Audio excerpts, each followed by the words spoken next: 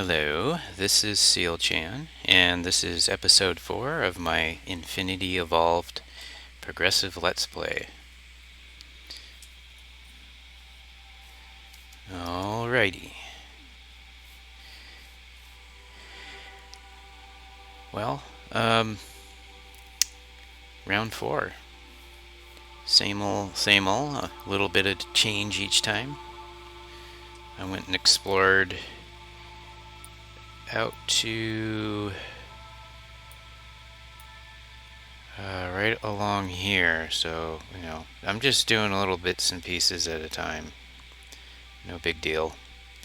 So gradually I'll just explore the entire prairie biome. So yeah, took a long stroll and did that. Also, the farmer built a sugarcane crop. So I found just here and there a little bit of sugarcane, but enough to plant this out here. This is just, an impromptu little sugarcane farm with every available piece of sand around this little pond. And it's already growing up pretty well. I think I could probably get a stack and not too long. Yep, nothing fancy there. I'm not building my village out yet, so I'm not really structuring anything too much. The forester, well, I did mention last time that the approach I was going to take with the berry bushes was to find the biggest patch and call it my farm. And yeah, so I'll show you where that is. It's out where I went exploring.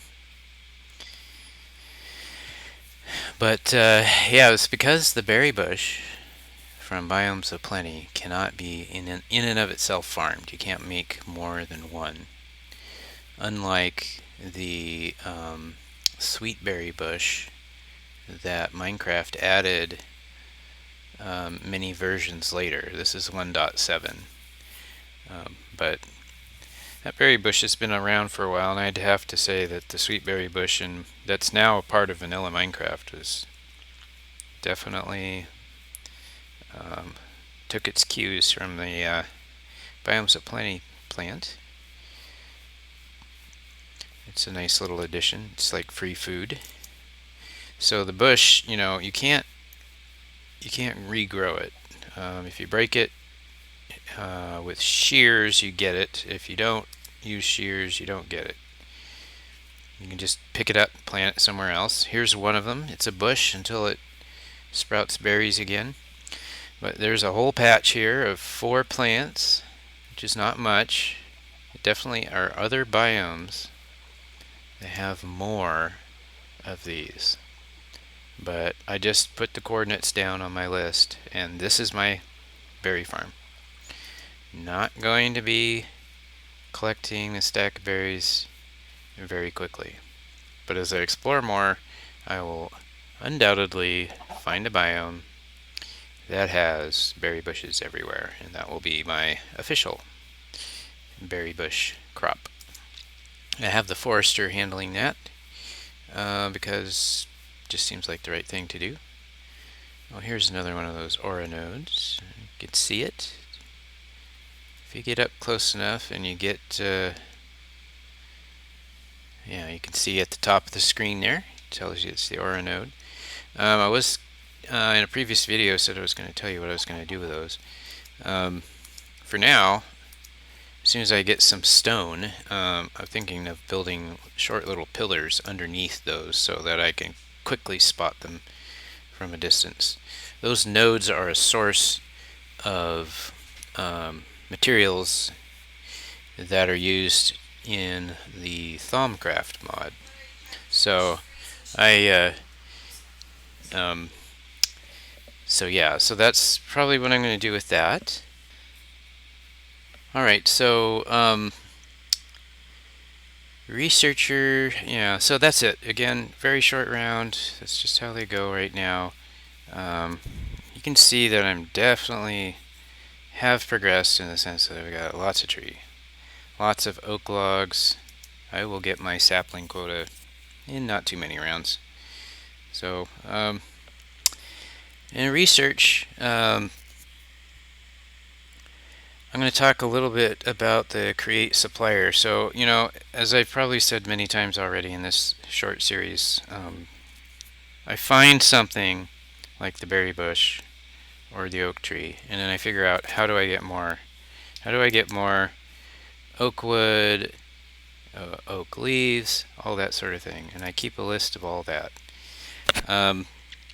So far, basically, I've created what I call the oak grove, which is just a sapling planted on a dirt block, which later will have a torch, and it'll just be kind of a way to plant trees around in my super village, and and the berry bush patch, which both of those. Oh, I'm sorry. Yeah, the berry bush patch, but also the sugarcane crop.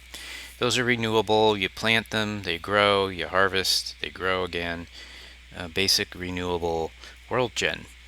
As I talked about the bush slash berry bush, you can't make more of those. Rather than to make an artificial farm by collecting them from the landscape, I've decided to just try the approach of wherever the biggest patch is, I'll just be sure to note where that is, maybe build a fence around it, and call that my crop. It's a reason to explore, and it's always fun to see if you can find a bigger berry patch. So that's one approach to deal with some of these, non-renewables, like, a lot of the biomes are plenty, like these, lovely flowers. You can just pick them up and move them. That's all you can really do. You can't make more of them. For those, they don't have drops, so I'm not going to use them unless I find out that there may be a use. Or maybe I'll find an alternate dimension where these things are growing wild, and I'll just decide that I'm going to lay waste to that landscape to benefit the landscape back here. That's also a possibility. So, in looking at things like hostile mobs, according to my system, if I run into a squid, like I did down here in the river, my first question is, how do I get more squid? Well, they naturally regenerate. You can sit there and watch squid swim around. Can't see it here because there are none, but the squid will spawn in the ocean when there's a certain range of layers. Then they'll disappear, and then they'll respawn as a group somewhere else. So you don't need to farm them. So what I've done is I set what I call a gather goal of just killing one squid so I can get those drops, which is ink sac. I'll add ink sac to the list when I do a research. I will say, oh, ink sac. I will then set as a gather goal for the hunter to gather one stack of ink sacs. Similarly with stone and ores underground, you can't grow those. I've decided that making holes underground and taking up non-renewable resources underground is not a problem. So, I'll just gather a stack and be happy with that. But I treat the surface differently and in a special way.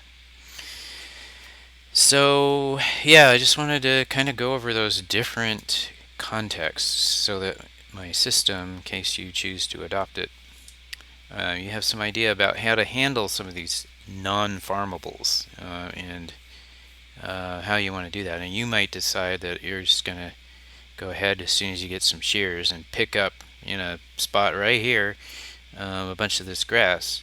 Now, when I build in this area, that's exactly what I'm going to do. So I may give myself the credit there. As soon as I get a stack of grass, a stack of short grass, a stack of damp grass, wheatgrass, all these non-renewable grasses. Well, vanilla grass is renewable, right?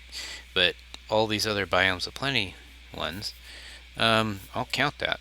Just terraforming the landscape to build my base. I'll consider that a farm. Farm for all these non-renewable grasses. Anyway, we are making progress. I did discover the crafting table. So we are going to get to finally discover recipes with the crafting table using wood. And as you know, that's the gateway to everything.